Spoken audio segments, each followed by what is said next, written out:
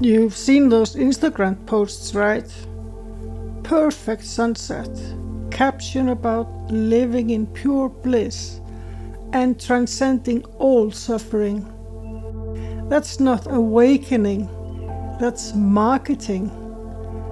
Real awakening, it's messy, disorienting, often downright brutal. Those teachers posting their highlight reels aren't really lying, but they're definitely skipping the parts that would make you think twice about starting this journey. Here is what they won't tell you. That struggle you're going through, it's not a sign you're doing this wrong. It might actually be proof that you're doing it right.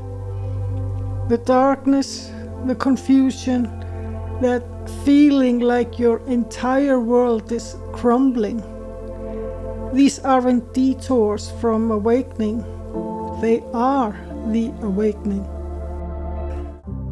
Before we continue, if you're ready to break free from the repeating patterns that hold you back, check out my free guide, 5 Inner Blocks That Keep You from Deep Spiritual Growth.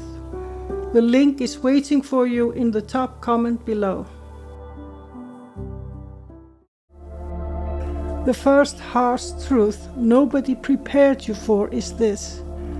The dark night of the soul isn't some rare spiritual emergency that happens to unlucky seekers. It's a standard part of the process, and it can last far longer than anyone wants to admit. When your old identity starts dissolving, it doesn't go quietly.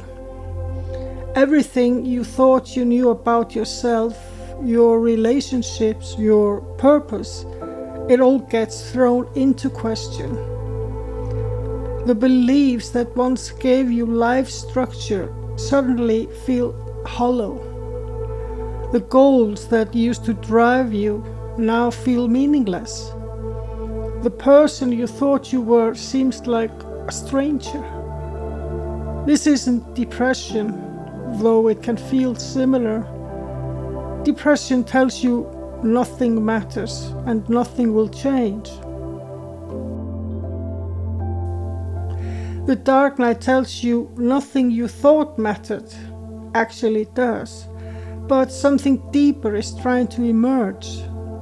The difference is subtle but crucial. Most awakening accounts include extended difficult periods, not just brief episodes. We're talking months, sometimes years of feeling lost, empty, or disconnected from everything that once felt sacred. The mystics knew this. They called it the dark night for a reason. It's not a quick thunderstorm, it's a long winter. But here's one thing that can make it worse: resistance. When you fight the darkness, when you try to think your way out of meaninglessness, when you desperately grasp for your old sense of self, you create additional suffering on top of that's already happening. The darkness itself is a necessary destruction. Your ego structure, built from childhood conditioning and cultural programming, has to break down before something more authentic can take its place. Think of it like building a new house on the foundation of the old one. You have to tear down the old structure to make room for the new, one section at a time. The trap is believing you can skip this part or speed through it. You can't meditate your way around it. You can't positive think your way through it. You can't spiritual bypass your way over it. The only way is straight through, with as much surrender as you can manage. What's actually happening during these dark periods is a complete rewiring of your consciousness. Your brain is literally changing how it processes reality. Your nervous system is recalibrating. Your energy body is restructuring itself. This isn't comfortable work. The meaninglessness you feel isn't permanent emptiness. It's the space between who you were and who you're becoming. The despair isn't your final destination. It's your ego's death throes as something larger tries to be born through you. When you understand this, the darkness becomes more bearable. Not pleasant, but bearable. You stop fighting what needs to happen and start learning how to be present with discomfort. You discover you can feel lost without being lost, feel empty without being broken. The dark night strips away everything false, so only what's true remains. But that stripping process, it's going to hurt, and it's going to take as long as it takes. But the darkness is just one part of a larger upheaval. As your consciousness expands, you start seeing people differently, and they start seeing you differently too. This creates a relationship crisis that nobody warns you about. You begin noticing things you never saw before. The friend who always needs to be the center of attention. The family member who manipulates through guilt. The partner who shuts down whenever real intimacy gets too close. Your increased awareness becomes like having new eyes. You can't unsee what you now see. This isn't judgment, though it might feel like it. It's clarity. But clarity can be isolating when you're the only one in the room who sees what's actually happening beneath the surface conversation. The loneliness hits hard. You try to share your insights, your experiences, your new way of seeing the world, but the people closest to you don't get it. They might think you've become too serious, too weird, or too spiritual.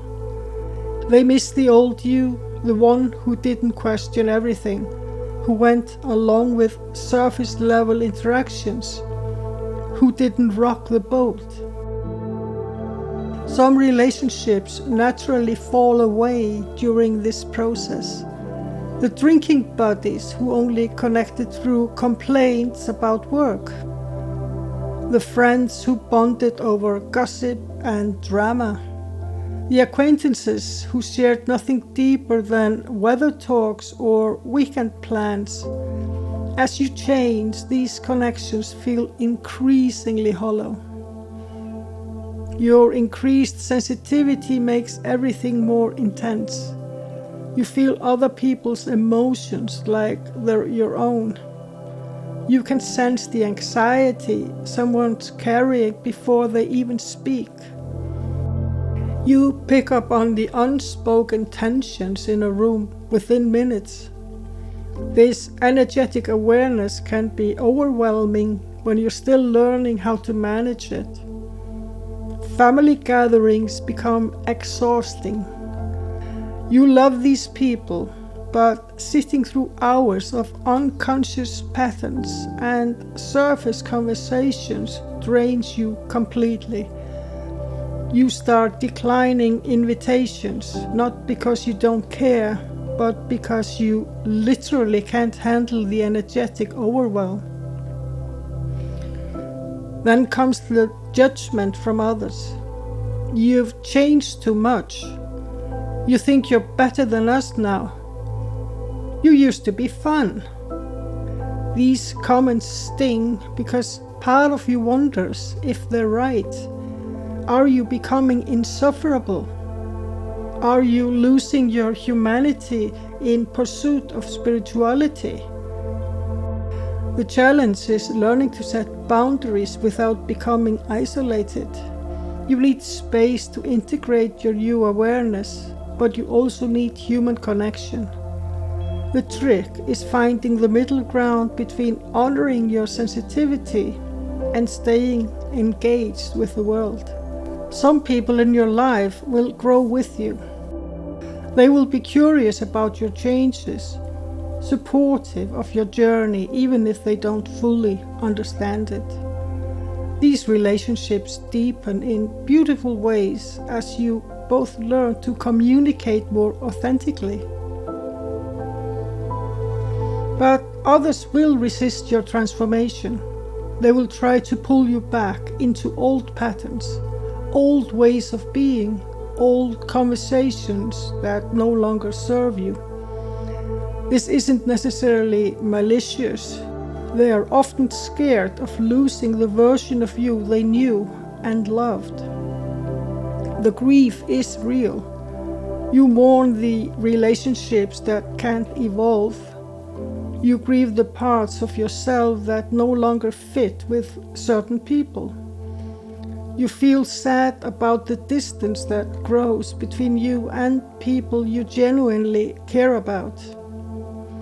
Finding your new tribe becomes essential but challenging. Where do you meet people who understand this journey? Who won't think you're crazy when you talk about energy or consciousness or the dark night of the soul? Online communities help, but you crave real-world connections with people walking similar paths. The relationship upheaval forces you to get clear about what you actually need from human connection. Surface friendships no longer satisfy. You want depth, authenticity, mutual growth. You rather have 2 genuine connections than 20 superficial ones. Learning to navigate this new social landscape takes time. You discover that you can love people and still limit your exposure to their energy. You can care about someone's well-being without absorbing their emotional chaos. You can maintain family bonds while protecting your own peace.